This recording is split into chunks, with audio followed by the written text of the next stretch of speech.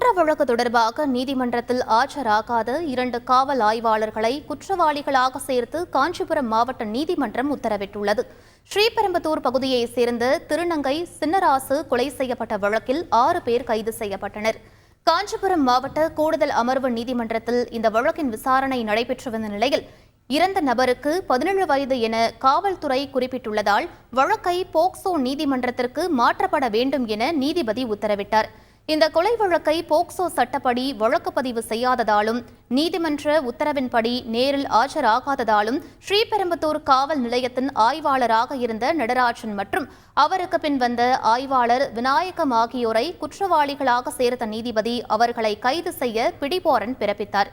கொலை குற்ற வழக்கில் 2 காவல் ஆய்வாளர்கள் குற்றவாளிகளாக சேர்க்கப்பட்டு நீதிபதி பிடிவாரண்ட் பிறப்பித்துள்ளது பெரும் பரபரப்பை ஏற்படுத்தியிருக்கிறது.